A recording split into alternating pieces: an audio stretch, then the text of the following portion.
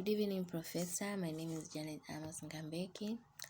I'm here to start with my vlog assignment on the subject of democracy, starting with my first topic, which is the Anglo-Saxon democracy and the case study of the USA, Australia, UK, and Canada. Okay, I will start by defining what is Anglo-Saxon. Anglo-Saxon is a term which is used to describe people from the 5th century to the time of the Norman conquest, which is 1066, who inhabited and ruled various territories which are now who are now England and Wales. These Anglo-Saxons were descendants of German migrants, inhabitants from Britain, the Danish, plus the Viking invaders. Also, these Anglo-Saxons spoke various dialects as their means of communication, in which within time it evolved and became the Old English.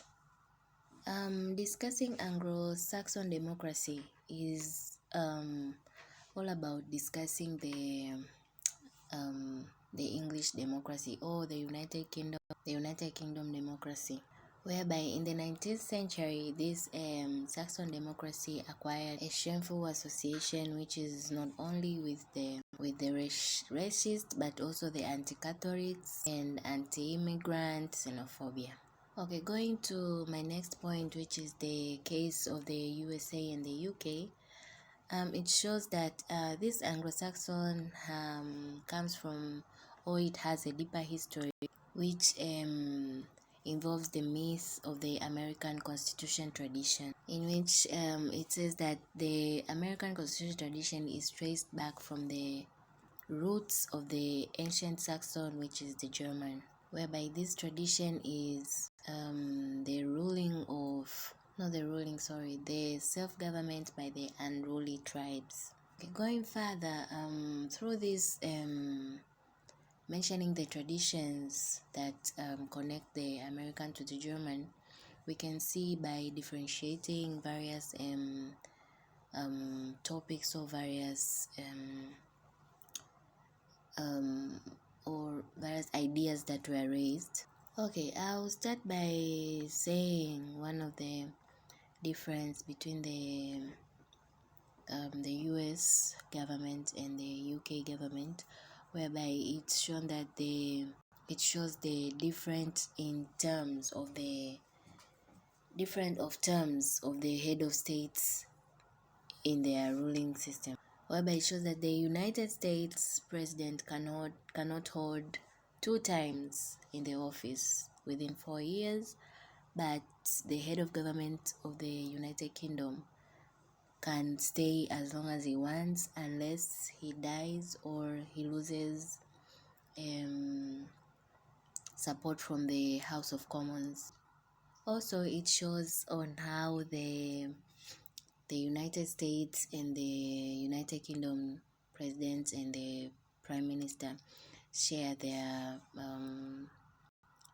powers of functions, and which is the main difference is that the American use vote and the United Kingdom does not use vote.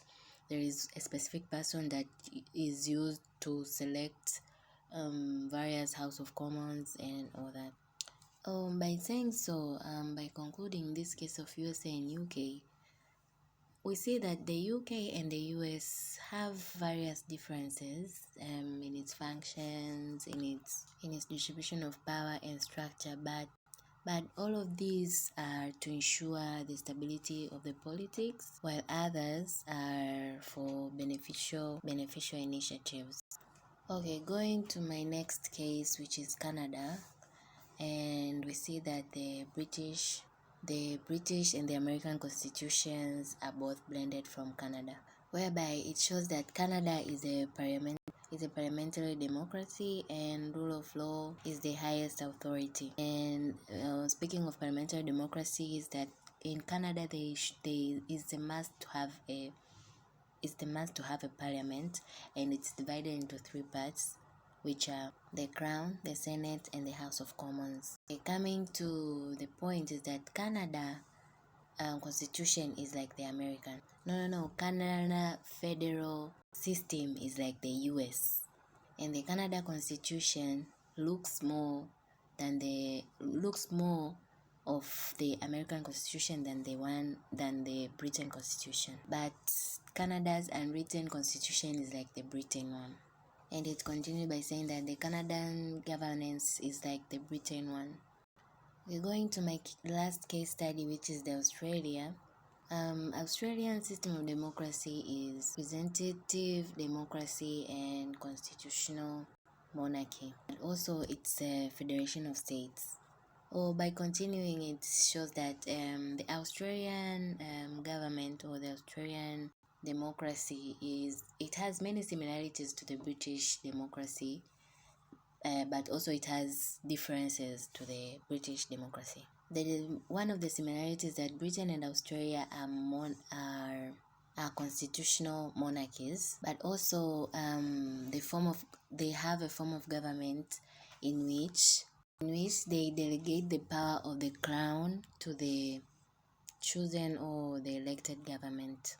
Also, the House of Representatives serves 3 years in Australia, and the Senate, except the Senates of the territories, have a fixed term of 6 years, and whereby in both countries the House of Commons is elected for 5 years, but this process is simple in Australia. And lastly, the Australian Prime Minister advises the Crown through the Governor General. Thank you. That's the end of presentation of my first topic of the Anglo-Saxon democracy.